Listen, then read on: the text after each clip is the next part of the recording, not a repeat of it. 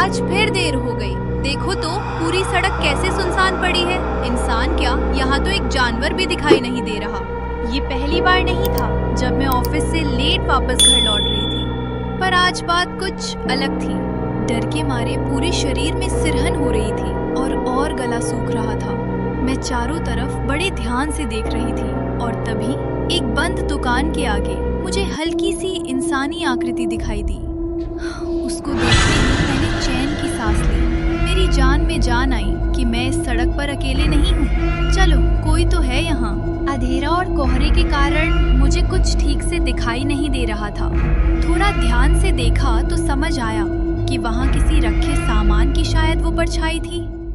तभी न जाने कहाँ से कौवे की काव काव शुरू हो गई। ये आवाज मेरे कानों में तीर की तरह चुभ रही थी, जैसे मानो वो किसी अनदेखी अनहोनी दुर्घटना की ओर इशारा कर रही हो। बहुत हुआ, मैं पिताजी को कॉल कर ही लेती हूँ। पिताजी को कॉल करके यहीं बुला लेती हूँ। मेरे होश तब उड़ जाते हैं जब मुझे पता चलता है कि फोन की बैटरी तो डेड है। जरूरत के वक्त ही फोन को डेड होना था। अब क्या करूं? ऐसा सुना था जब बुरा वक्त आता है तो सारी चीजें उल्टी पड़ने लगती है।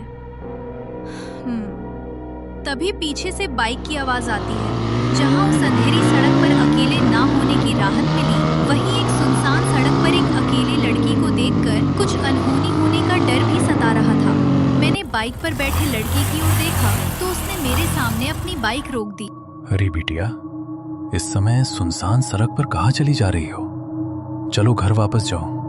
हमने तक बाहर निकलने से पहले आज 100 बार सोचा, पर तुम गजब होई गवा भैया। तुमरे घर में तुम्हारी चिंता कोई करत है कि नहीं? आपकी मेरे प्रति चिंता के लिए मैं बहुत आभारी हूँ, पर मैं चली जाऊंगी। Thank you. मैं बस चली ही थी कि अंकल ने मेरा हाथ पकड़ लिया। अरे कहाँ चली? रुको। मैंने गुस्से से उनका हाथ झटक दिया और चिल्लाया, एक बार बोल लिया ना, समझ नहीं आता? मैंने बस ये बोला ही था कि अंकल बर्फ की तरह जम गए। उनकी आंखें फटी हुई थी और मुंह खुला हुआ था। वो मुझे ऐसे देख रहे थे जैसे उन्होंने कोई भूत देख लिया हो।